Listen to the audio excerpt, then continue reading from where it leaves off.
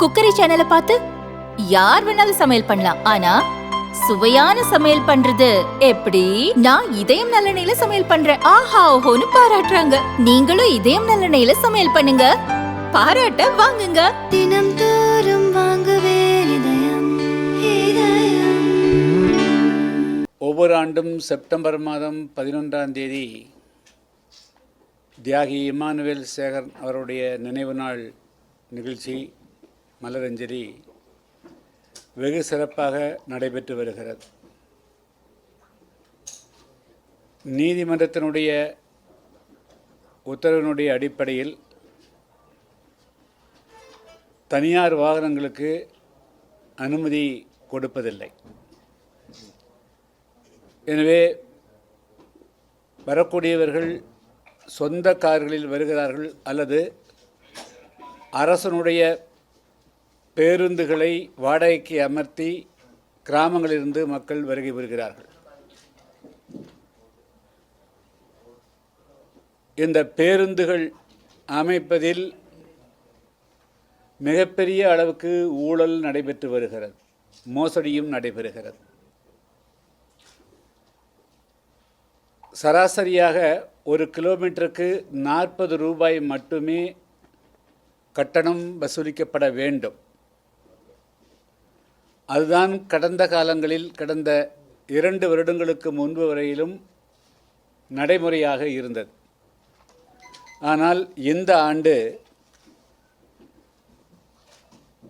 அதில் மிகப்பெரிய அளவுக்கு முறைகேடு நடந்திருக்கிறது. இதேபோல் நடந்திருக்கிறதா? ஆனால் எங்களுடைய கவனத்துக்கு கொண்டு வரப்படவில்லை. அதாவது கிராமங்களிலிருந்து 200 கிலோமீட்டருக்கு அப்பால் இருக்கக்கூடியவர்கள் வாகனங்கள் பிடித்து வருகின்ற பொழுது கடந்த முறை 12,000 ரூபாய் மட்டுமே வசூல் செய்தார்கள். இந்த முறை அதை 2.5 மடங்காக்கி 26,000, 28,000, 30,000 என்று ஆக்கியிருக்கிறார்கள். இரண்டாவது, அதற்கு எந்த விதமான ரசீதுகளும் போடப்படவில்லை. கடந்த 2 ஆண்டுகளுக்கு முன்பு வரையிலும் டிரைவர் மற்றும் ஓட்டுநர் அனுமதிக்கப்பட்டிருக்கிறார்கள். இந்த ஆண்டு ஓட்டுநர் மட்டும் உண்டு, நடத்துனர்கள் கிடையாது. மேலும் அவரிடத்தில் இந்த சீட்டுக்களை கட்டாக கொடுத்து விடுகிறார்களாம். அது பயணிக்கிறவர்களுக்கு கிழித்து கொடுக்கப்படும் என்று சொல்லுகிறார்கள். ஆனால் அந்த சீட்டுக்களை அப்படியே கொண்டு வந்துவிட்டு திருப்பி கொண்டு போய் விடுகிறார்கள். எனவே இந்த வாகனம் அமர்த்தி வரக்கூடிய நேற்று மட்டுமே ஏறக்குறைய 2000க்கு மேற்பட்ட பேருந்துகள் பரமக்குடிக்கு வருகை புரிந்திருக்கிறது. ஒரு பேருந்துக்கு கூட எந்த மண்டல அலுவலர்களும் அதுக்கு ரசீது கொடுக்கவில்லை. அப்படி என்று சொன்னால் 10,000 ரூபா 12,000 ரூபா கட்டணம் வசூலிப்பதற்கு பதிலாக 30,000 ரூபாய் வசூல் செய்து கொண்டு அதற்கும் ரசீது கொடுக்கவில்லை என்று சொன்னால் நேற்று மட்டுமே ஏறக்குறைய ஒரு 5 கோடியிலிருந்து 10 கோடி ரூபாய் அளவிற்கு மோசடி நடந்ததாக தெரிகிறது. எனவே உடனடியாக இது தமிழ்நாடு அரசு நேற்றைய தினம் எத்தனை பேருந்துகள் தமிழ்நாடு எங்கும் வாடகைக்கு அமர்த்தப்பட்டது, எதற்காக இந்த முறை 2 மடங்கு 3 மடங்கு கட்டணம் வசூலிக்கப்பட்டது, ஏன் அந்த கட்டணத்தை செலுத்தியவர்களுக்கு ரசீது கொடுக்கப்படவில்லை, இது எல்லாமே வெளிப்படையாக தமிழ்நாடு அரசனுடைய போக்குவரத்து துறை எங்களுக்கு விளக்கமளிக்க வேண்டும். இல்லை என்று சொன்னால் நாங்கள் அந்தந்த மண்டல மேலாளர் மீது வழக்கு தொடுக்க இருக்கிறோம். இந்த பணத்தை அந்த மக்களிடத்தில் சாதாரண ஏழை மக்கள், அவர்களெல்லாம் பெரிய வசதி படைத்தவர்கள் கிடையாது. அந்த சமுதாயத்துக்காக அவர் தியாகி இமானுவேல் சேகரன் அவர்கள் படுகொலை செய்யப்பட்டார். அப்படி அவருடைய நினைவாக அவரை அதுக்கு ஒரு அஞ்சலி செலுத்தக்கூடிய வகையில் அவர்களெல்லாம் சொந்த காசு, கூலிக்கு வேலைக்கு போகக்கூடிய சொந்த காசை போட்டு கிராமத்தினுடைய சார்பாக அவர் வருகிறார்கள். அவரிடத்தில் போய் மோசடி செய்கிறது எந்த விதத்தில் சரியாக இருக்க முடியும்? எனவே இது குறித்து உடனடியாக தமிழ்நாடு அரசு காவல்துறை போக்குவரத்துறை ஒரு விளக்கம் அளிக்கணும். அந்தந்த மண்டல மேலாளர்கள் இது மிகப்பெரிய மோசடி, இதில் எந்த சந்தேகமே கிடையாது. ரிசிப்ட் யாருக்கும் இருக்குது. இதுக்கு அந்தந்த காவல்துறை டிஎஸ்பி இடத்துல போய் பர்மிஷன் வாங்கிட்டு தான் பண்ணுறாங்க. அப்போ இது என்ன நடந்திருக்குது அப்படிங்கிறது வெளிப்படையாக சொல்லணும். அந்த தவறெடுத்த மண்டல மேலாளர்கள் மீது வழக்கு பதிவு செய்து நடவடிக்கை எடுக்கணுங்கிறது என்னுடைய வேண்டுகோளுங்க. அதுபோக வந்து நேற்றைய தினம் பார்த்திங்கன்னா ஒரு கிராமத்தில் வந்து 150 கிலோமீட்டருக்கு அந்த பக்கம் புறப்படுறாங்கன்னா 150 கிலோ நான் ஸ்டாப் எங்கேயுமே வந்து அவரோட சிறுநீர் கழிக்கிறதுக்கு கூட விடாமல் கொண்டு வந்திருக்கிறாங்க. எங்கே அவங்க தண்ணி குடிக்க விடல, சாப்பாடு கொடுக்கல விடலை. இந்த மாதிரி அநியாயமெல்லாம் நடக்குது. அதுபோக எதற்காக அது வந்து எல்லாருமே உங்களுக்கு தெரியும், ஆயிரக்கணக்கான காவல்துறையினர் பாதுகாப்பில் ஈடுபடுகிறார்கள்.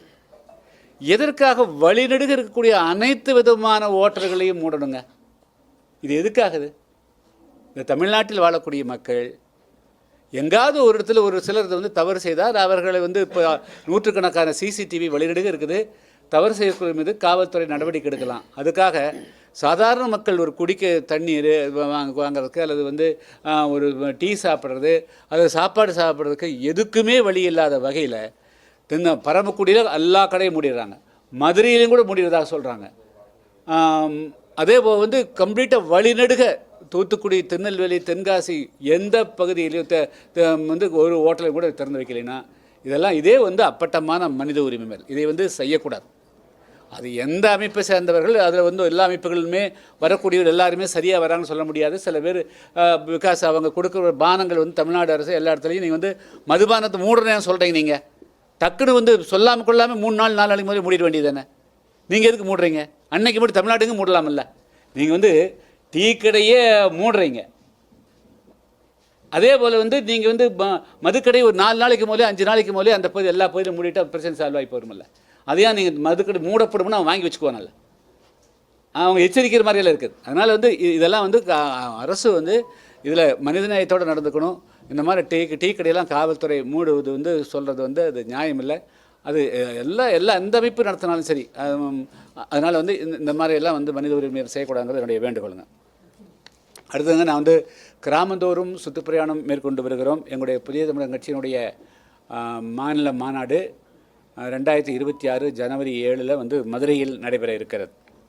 இப்பொழுது கிராமந்தோறும் போகின்ற பொழுது நான் வந்து மிக முக்கியமாக பார்க்குறது வந்து எல்லா கிராமங்களையுமே, பெரும்பாலான கிராமங்களில் மக்கள் வந்து குடிநீர் பஞ்சம், பெரிய அளவுக்கு வந்து குடிநீருக்கு நல்ல தண்ணி கிடைக்கிறதில்ல. எல்லா கிராமங்களையும் தண்ணி விலைக்கு வாங்கித்தான் குடிக்கிற மாதிரி பல கிராமங்களில் நிலைமை இருக்குதுங்க. அதை வந்து இந்த அரசு உடனடியாக அட்ரஸ் பண்ணணுங்கிறது என்னுடைய வேண்டுகோள். அடுத்தது இந்த 100 நாள் வேலை அப்படிங்கிறது மிக முக்கியமாக இந்த நாட்டில் வந்து நிலமற்ற ஏழை எளிய விவசாயிகள், விவசாய தொழிலாளர்கள், அவர்களுக்கு வந்து ஆண்டு முழுவதும் வேலை கிடைக்காது என்ற அடிப்படையில் தான் இந்த 100 நாள் வேலை திட்டம் 2004 கொண்டு வரப்பட்டது. அது துவக்கத்தில் வந்து நன்றாக செயல்பட்டது. ஆனால் அண்மை காலமாக இந்த 100 நாள் வேலையை வந்து எப்படி நிறுத்துனாங்கன்னு தெரியல. ஆனால் போகக்கூடிய எல்லா இடங்களிலுமே அந்த 100 நாள் வேலை முறையாக கொடுக்கப்படுவதில்லை என்ற ஒரு குற்றச்சாட்டு பல வழிகளிலிருந்தும் வருகிறது.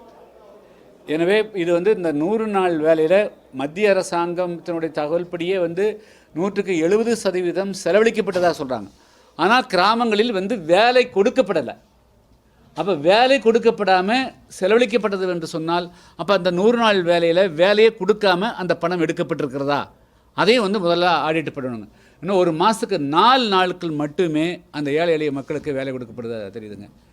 இது வந்து இதை மட்டுமே நம்பியிருக்கக்கூடிய பல ஏழை எளிய மக்கள், அது குறிப்பாக பெண்கள் வந்து மிகப்பெரிய அளவுக்கு பாதிக்கப்படுகிறார்கள்.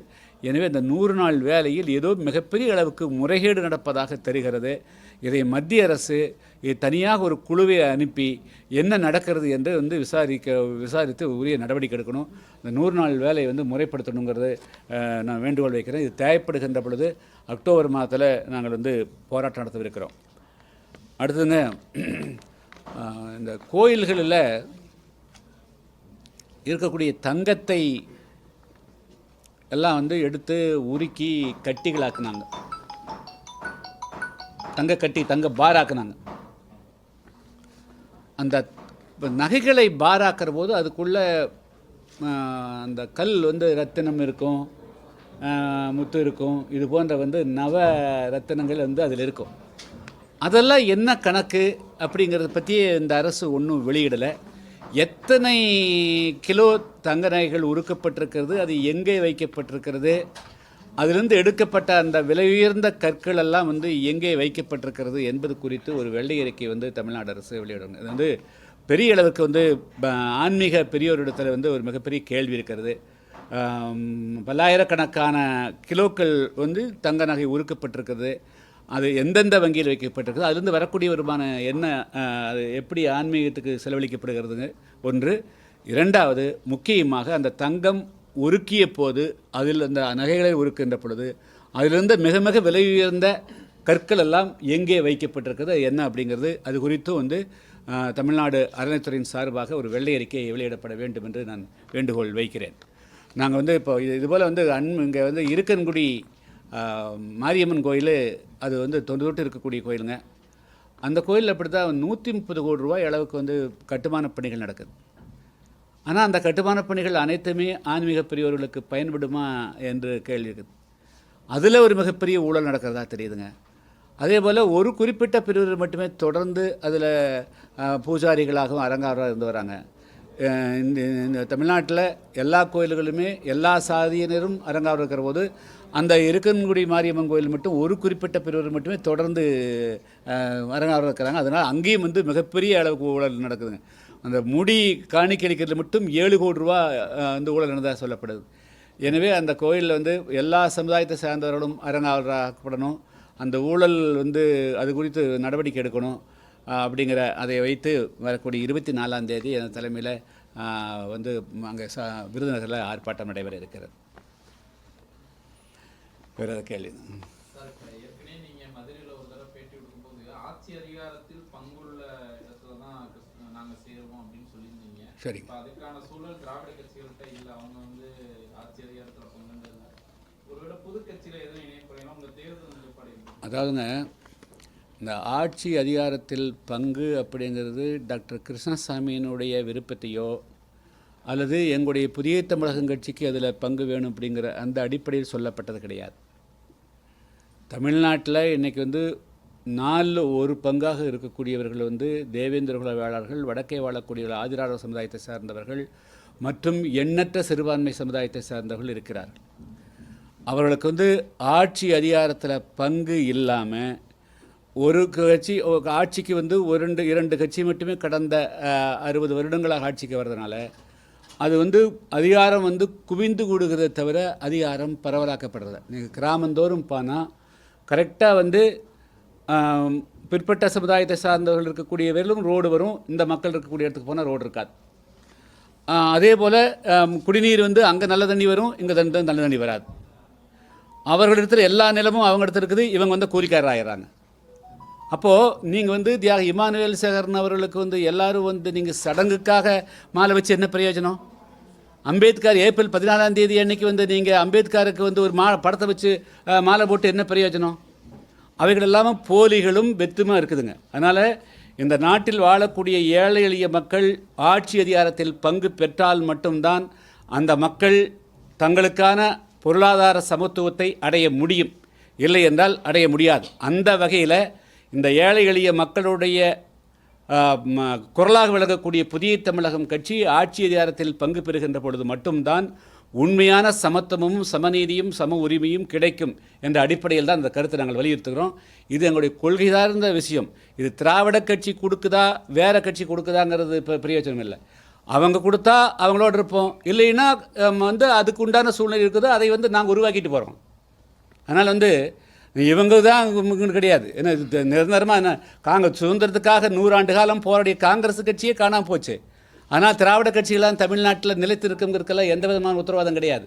தமிழ்நாட்டில் புதிய சூழ்நிலை உருவாகிறது. தமிழ்நாட்டில் ஏழை அனைத்து மக்களுக்கும் அதிகாரத்தில் பங்கு கிடைக்கக்கூடிய சூழல் உருவானால் அது எந்த கட்சியாக இருந்தாலும் யாராக இருந்தாலும் அவர்களோடு கைகோர்ப்போம். அதை அந்த சூழ்நிலை தான் உருவாகும். அதுதான் வந்து யதார்த்தம். அதனால் வந்து இந்த கட்சி உண்டு இந்த கட்சி இல்லைங்கிறது கிடையாது. 2026 ஆட்சி அதிகாரத்தில் பங்கு பெறுவது என்பது அது வந்து மேண்டேட்ரி, அதுதான் வந்து மிக முக்கியமானது. அதன் மூலமாகத்தான் சமுதாயத்தில் ஒரு குறைந்தபட்ச மாற்றமாவது ஏற்படுத்துவதற்கு வழிவகுக்கும். அதுக்குண்டான கள நிலவரங்கள் எப்படியோ அதை வந்து புதிய தமிழகம் கட்சி அதுக்கு சூழ்நிலையை வந்து அது நாங்கள் சூழ்நிலையை உருவாக்குவோம், அதில் நாங்கள் பங்கு பெறுவோம் செய்வோம். சார், உங்கள் ஒத்த கருத்துடைய விஜய் வந்து எங்களோட ஒத்த கருத்துள்ளவங்க கூட்டணி சேரலான்னு இருக்காரு. விஜய் கட்சி அப்படி அழைப்பு கொடுத்தாலும் போவீங்களா? அதாவது நாங்கள் சொல்கிறோங்களே, இப்போ வந்து நாங்கள் திறந்த மனதோடு இருக்கிறோம். 2026 தமிழ்நாட்டில் இருக்கக்கூடிய ஒரு 60-70% மக்கள் ஆட்சி அதிகாரம் பொருளாதார சமத்துவத்திலிருந்து ஒதுக்கி வைக்கப்பட்டிருக்கார்கள். அந்த மக்களுக்கு வந்து உரிய பங்கு கிடைக்கணும்னு சொன்னால் அது கூட்டணி ஆட்சி தான் அமையணும். ஒருவேளை வந்து அது வந்து திமுக அதிமுக அதை ஒத்துவரலை அப்படின்னு சொன்னால் விஜய் தான் அதுக்கு உண்டான சூழ்நிலையை களத்தை அமைப்பார் என்று சொன்னால் அது வந்து நாங்கள் எங்களுடைய மாநாட்டுக்கு பிறகு அது குறித்து நாங்கள் வந்து முடிவு செய்வோம். ஆனால் இந்த எங்களுக்கு வந்து 2026 ஜனவரி 7ஆம் தேதி தான் மாநாடு வச்சுக்கிறோம். மாநாட்டுக்கு முன்னாடி கூட்டணி முடிவு செய்ய முடியாது. ஆனால் கள நிலவரங்கள் எப்படி மாறுகிறதோ அதுக்கு தகுந்த மாதிரி நாங்கள் வந்து முடிவெடுப்போம். எதையும் நிராகரிப்பதற்கு உண்டான வாய்ப்பு இல்லை. எல்லா விஷயத்தையும் நாங்கள் வந்து உள்வாங்கிக்குவோம். ஆனால் தமிழ்நாட்டில் 2026 கூட்டணி ஆட்சியில் பங்கு பெறுவது என்பது வந்து தமிழ்நாட்டு மக்களுக்கான தேவை. அதை அவர் சொல்லுகிறார் என்று சொன்னால், அவர் அதுக்குண்டான சூழ்நிலை உருவாக்குகிறார் என்று சொன்னால் அது நிச்சயமாக அதை வந்து பரிசீலிக்காமல் இருக்க மாட்டோம். அதை பரிசீலிக்கக்கூடிய சூழ்நிலை தான் இருக்கிறோம். சார், இப்போ பார்த்தீங்கன்னா தமிழ்நாட்டில் முக்கிய கட்சிகளாக இருக்கிற அதிமுக ஒரு மிகப்பெரிய ஒற்றுமைங்கிற விஷயத்தில் அவங்க உடஞ்சு கிடக்குறாங்க. அதே போல் பாமகலையும் மிகப்பெரிய இப்படியெல்லாம் எல்லா கட்சிகளும் பலவீனமான நிலை. திமுகவுக்கு தான் வாய்ப்புலாம் பேசுகிறாங்க. ஒரு மூத்த அரசியல் கட்சி தலைவர் அதை எப்படி பார்க்குறீங்க? சார் வந்து ஆட்சி அதாவதுங்க அப்படி தோணுங்க, அப்படி தோணும். ஆனால் இப்பொழுது வந்து இன்று இருக்கக்கூடிய இந்த 6 மாத காலத்துக்கு முன்பாக எந்த சூழ்நிலையும் சொல்ல இயலாதுங்க. ஆச்சா, உடையிறது 1 2ஆகிறதும் 2 1ஆவதும் 1 4ஆவதும் 4 1ஆவதும் வந்து இயற்கையினுடைய விதி. அது எந்த கட்சி இன்றைக்கி உடைஞ்சது போல இருக்கலாம், நாளைக்கு திடீரென்று ஒன்று சேரலாம், ஒன்றாகிறது 2ஆகலாம். ஆனால் 2026 கள நிலவரத்தை பொறுத்த மட்டிலும் நிச்சயமாக வந்து அது கூட்டணி ஆட்சிக்கான கள நிலவரம் தான்.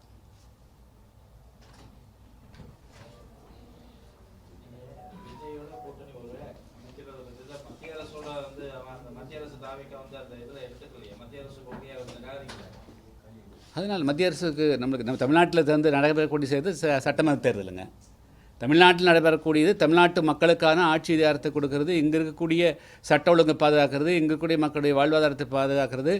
எனவே அதுக்குண்டான அரசியல் சொல்வது வந்து மத்திய அரசினுடைய கொள்கை கோட்பாடுகளை தீர்மானிக்கக்கூடிய விஷயம் கிடையாது.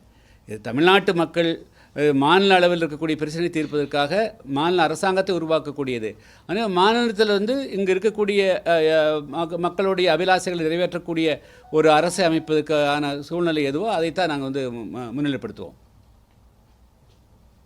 சார், பிரச்சாரத்தில் அந்த விமான நிலைய பெயர்லாம் இது பண்ணி ஒரு சர்ச்சையாக பேசியிருந்தாரு. இந்த நேரம் சீமான் என்ன சொல்றாருன்னா 2 பேரும் தேவையில்ல, பாண்டியன் நெடுஞ்செழியன் அவரோட பேரை வச்சா நல்லா இருக்கும் அப்படின்லாம் பேசுறாங்க. ஓகே, என்ன பண்ண சரி. அதாவதுங்க நீங்கள் 1997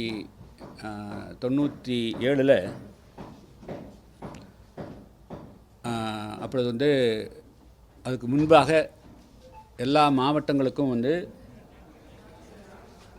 பெரும்பாலான மாவட்டங்களுக்கு பல சமுதாயத்தினுடைய தலைவர்கள் பெயர் வைக்கப்பட்டிருந்தது. போக்குவரத்து கழகங்களுக்கும் பல சமுதாயத்தினுடைய தலைவர்கள், தேசிய தலைவர்கள், மாநில தலைவரோட பெயர் வைக்கப்பட்டிருந்தது. அப்பொழுது 95 கொடியங்குளம் கலவரத்துக்கு பிறகு அன்றைய சூழ்நிலையில் தென் தமிழகத்தில் மிகப்பெரிய அளவுக்கு தேவேந்திர வேளாளர் மத்தியில் எழுச்சி வந்தது. ஆட்சிக்கு எதிராக பெரிய போராட்டங்கள் வெடித்தது. எனவே அந்த மக்களை வந்து கூல் பண்ணணும், சமாதானப்படுத்தணுங்கிறதுக்காக சட்டமன்றத்திலேயே ஜெயலலிதா அவர்கள் சுந்தரலிங்கனார் பெயரில் வந்து விருதுநகர் மாவட்டத்தை மையமாக வைத்து போக்குவரத்து கழகம் நடத்தப்படும் என்று அறிவித்தார்கள். அதை வந்து அவங்க அறிவித்த பிறகு சட்டமன்ற தேர்தல் வந்துருச்சு. அதனால் வந்து அதை இம்ப்ளிமெண்ட் பண்ண முடியல. 96 வந்து திமுக தலைமையில் ஆட்சி அமைஞ்சது. அவர்கள் அமலாக்கல். அதுக்கு பிறகு நாங்கள் போராட்டம் நடத்தி 97ஆம் ஆண்டு மே மாதம் 1ஆம் தேதியிலிருந்து விருதுநகரை மையமாக வைத்து சுந்தரலிங்கம் போக்குவரத்து கழகம் இயக்கப்பட்டது. தமிழ்நாட்டில் அதுவரையிலும் பல்வேறு சாதியினுடைய தலைவர்களுடைய பெயரில் அதாவது வந்து போக்குவரத்து கழகங்கள் செயல்பட்டது, மாவட்ட கழகங்கள் இருந்தது. ஆனால் சுந்தரலிங்கம் என்ற அழகான பெயர் கொண்ட ஒரு தேவேந்திர சமுதாயத்தை சேர்ந்த அவரும் சுதந்திர போராட்ட தியாகி வீரபாண்டிய கட்டபொம்மனோடு இருந்தோடு மட்டுமல்ல, அவர் வந்து தற்கொலை படையாக செயல்பட்டு அவர் தன்னுடைய உயிரை நேர்த்தவர். அவருடைய பெயரை வைத்தது கூட இந்த தமிழ் சமுதாயம் ஏற்றுக்கொள்ளலை. அதை வந்து பெயரை நீக்கணும்னு பல்வேறு இடங்களில் மிகப்பெரிய போராட்டங்கள் நடந்தது பெயரை நீக்கணுக்காக. அதுவரையிலும் எல்லோருடைய பெயரையும் ஏற்றுக்கொண்டார்கள். அதுக்கு பிறகு என்ன நடந்ததுன்னா அனைத்து கட்சி கூட்டம் நடந்ததுங்க. அந்த அனைத்து கட்சி கூட்டத்தில் தமிழ்நாட்டில் இனிமேல் எந்த மாவட்டங்களுக்கும் எந்த சாதியினுடைய தலைவரும் பெயர் வைக்கக்கூடாது, போக்குவரத்து கழகங்களுக்கு பெயர் வைக்கக்கூடாது, பல்கலைக்கழகங்களுக்கும் சாதி பெயர் போட்டக்கூடாது, எந்த கட்டிடங்களுக்கும் சாதி பெயர் வைக்கக்கூடாது, எந்த இடத்துலையும் சிலைகளும் வைக்கக்கூடாது என்று முடிவெடுக்கப்பட்டது. அப்போ நான் சட்டமன்ற உறுப்பினர், இன்னும் தலைவர் மூப்பனாரெலாம் இருந்தார். நான் என்ன சொன்னேன்னா, ஏன் அப்படி செய்ய வேண்டாம், சுந்தரலிங்கத்தோட ஒரு பேர் தானே கேட்குறோம், இமானுவேல் பேரில் ஒரு மாவட்டம் வைங்க, சுந்தரலிங்கத்தில் ஒரு பேர் இருக்கட்டும், பாக்கி நீங்கள் 6 பேர் வச்சுக்கணும்னு சொன்னேன். இல்லைங்க நம்ம அதை எடுத்துடலாம் அப்படின்னு சொன்னார். சரி, அப்போ நான் எல்லோரும் ஒரு முடிவு எடுத்தாச்சு. அன்று எடுக்கப்பட்ட முடிவின்படி தமிழ்நாட்டில் எந்த கட்டிடங்களுக்கும் யாருடைய பெயரும் வைக்கக்கூடாது, எந்த போக்குவரத்துகளுக்கும் பெயர் சூட்டக்கூடாது, சிலை எங்கே வைக்கக்கூடாது, எல்லா சிலைகளையும் கொண்டு போய் இதில் தான் வைக்கணும், நம்ம எக்ஸிபிஷன் இதாக வைக்கணும், மியூசியம் தான் வைக்கணும் தான் முடிவெடுக்கப்பட்டது ஆச்சுங்களா. மியூசியத்தை அருங்காட்சியகத்தில் தான் வைக்கணும்னு சொல்லி முடிவெடுக்கப்பட்டது. ஆனால் இப்போ இதுக்கு திடீர் அந்த இது கிளப்பணும். ஏற்கனவே முடிவெடுக்கப்பட்டது, அன்னைக்கு முடிவெடுக்கப்பட்டது, அது இவருக்கு தெரியுமில்ல. அன்றைக்கி அதுக்கு பிறகு பல நேரங்களில் அம்மையார் ஜெயலலிதா இடத்துல 2011 பேசுகின்ற பொழுது கூட இந்த பிரச்சனைலாம் வந்தபோது அவங்க முக்கியமான ஒரு கருத்து சொல்லியிருக்கிறாங்க. அது ஒரு குறிப்பிட்ட காலத்தில் நான் சொல்கிறேன். அப்போவே இந்த மாதிரி விமான நிலையத்துக்கு பெயர் வைக்கக்கூடிய மேட்டர் அது முடிவு செய்யப்பட்டு விட்டது ஆச்சா. ஆனால் அதை மீண்டும் அது கிளப்புறது நியாயமில்லை, சரியில்லை. இதனால் ஏற்கனவே சாதிகளாக உடைந்து போய் அந்த இருக்கக்கூடிய தமிழ் மக்கள் இப்போ கௌரவ கொலை பயன்படுத்தி பிரச்சனைகள் வரக்கூடிய நேரத்தில் இதெல்லாம் அவசியமற்றது. அதனால் அதை இது மீண்டும் கிளப்புறது எந்த விதத்திலும் சரியானதா தோணலை. 1998 அனைத்து கட்சி அக்டோபர் மாதம் 25, 26 நடந்ததுங்க. செக்ரட்டரியேட் தான் நடந்தது. அதனால் முதல்ல சிலை வைக்கிறது, எல்லா சிலையும் எடுக்க சொன்னாங்க, ஏன் எடுக்க மாட்டேங்கிறாங்க? எல்லா சாலைகளுடைய இருக்குதில்ல, கம்ப்ளீட்டாக தமிழ்நாட்டினுடைய அனைத்தால் இங்கிருந்து நீங்கள் மதுரையிலிருந்து போடி கம்ப வெள்ளம் உத்தம எதுக்கு நடு ரோட்டில் அத்தனை சிலை வச்சுருக்கிறாங்க? எல்லா சிலையும் எடுக்கலாமில்ல? மதுரைக்குள்ளே இத்தனை சிலைக்கு மதுரைக்குள்ளே மெஜிரா கோட்ஸ் பக்கத்தில் இருந்த சிலையெல்லாம் எடுக்க சொல்லி ஆர்டர் போட்டாங்கல்ல, ஏன் எடுக்க மாட்டேங்கிறாங்க? முதல்ல ஒரு நீதிமன்றம் ஒரு உத்தரவு போடுது சொன்னால் அந்த உத்தரவை ஃபாலோ பண்ணணுங்க. ஆல் பார்ட்டி மீட்டிங்கில் எடுத்து அதை சரி செய்யணும். அதை ஃபாலோ பண்ணாமல் அவர் இஷ்டம் போல் பண்ணக்கூடாது. ஆனால் தமிழ்நாட்டில் இப்போ தமிழர்களை ஒற்றுமைப்படுத்தணும். முதல்ல மக்களுக்கு தமிழ்நாட்டில் இன்றைக்கி வேலையில்லா திண்டாட்டம் படித்த இளைஞர்கள் மத்தியில் மிகப்பெரிய அளவுக்கு இருக்குது. கிராமப்புறங்களில் மக்கள் மத்தியில் குடிநீர் பிரச்சனை போராடுறாங்க, வேலை கிடைக்காம பசியோடு பட்டினியோடு கண்ணீர் வடிக்கிறாங்க பெண்கள். அதுக்கு பதில் சொல்லணும். 2026 நாங்கள் இந்த மாதிரி ஒரு நல்லாட்சி கொடுப்போம், அல்லது இதுக்கெல்லாம் மாற்ற கொடுப்போம்னு சொல்லணும். அதுபோக கிராமந்தோறும் ஆண்கள் மதுவால் சீரழிந்து போயிட்டாங்க. சமூகத்தை நம்ம பார்க்குற போது, அதுவும் குறிப்பாக அடித்தள மக்களுடைய வாழ்வு. இப்போ நாங்கள் ஒரு கூட்டத்தில் ஒரு 300 வீடு இருக்குதுன்னு சொன்னால் 300 பெண்கள் நிற்கிறாங்க, ஆண்கள் அத்தனை பேரும் மதிமயத்தில் இருக்கிறாங்க. அதனால் அவங்க உடல்நிலை கெடுத்துக்கிறாங்க, பொருளாதாரம் அழியுது. இதையெல்லாம் பற்றி பேசுகிறேன். நான் வந்தால் மதுவை ஒழிப்புன்னு சொல்லலாம். அதையெல்லாம் விட்டு போட்டு மீண்டும் மீண்டும் சமூகத்துக்குள்ள பிளவுகளை உருவாக்கக்கூடிய கருத்துக்களை எந்த தமிழ்நாட்டில் பிரதான கட்சிகள்னு சொல்லக்கூடியவர்கள் சொல்ல வேண்டிய அவசியம் கிடையாது. அதனால் இந்த பெயரிடக்கூடிய விஷயங்கள், சிலை, இந்த விஷயத்தில் ஏற்கனவே முடிவுபட்டது. இது பொதுவான பெயர்களில் அழைக்கப்பட வேண்டும். ஏற்கனவே எடுத்த முடிவின்படி நடக்கும் தான் சரிங்க. அதே 1998 அக்டோபர் 25, 26 அனைத்து கட்சி கூட்டத்தில் சென்னையில் எடுக்கப்பட்ட முடிவுபடி தமிழ்நாடு இருக்கிற அனைத்து சிலைகளையும் அகற்றி அருங்காட்சியகத்தில் வச்சுருங்க, எந்த பெயரும் இடாதீங்க, அந்த முடிவுக்கு வாங்க.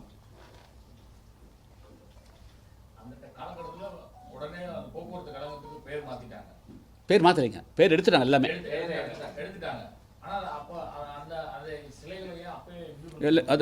அதாவது ஒன்றுன்னா சிலைகள் எடுத்துருக்கணும் எல்லாமே கம்ப்ளீட்டாக. இந்த அதாவது இது ஒரு வியாதியாக இருக்குதுங்க. மக்களுடைய வாழ்வாதாரம், ஆயிரக்கணக்கான இளைஞர்களுக்கு இன்றைக்கி வேலை வாய்ப்பு இல்லை, அவர்களுக்கு ஒரு நல்ல வாழ்வை ஏற்படுத்தி கொடுத்து பேசுவதற்கு பதிலாக இந்த பெயர் வைக்கிற கலாச்சாரம் இதெல்லாம் மீண்டும் மீண்டும் கீழே போகிறது தான். மக்களை பிழைப்படுத்தக்கூடியதும், சின்ன ஆசைகளை தூண்டிவிட்டு அதன் மூலமாக ஓட்டு பாலிட்டிக்ஸ் தானே தவிர இதெல்லாம் ஒரு நல்ல முறை கிடையாது.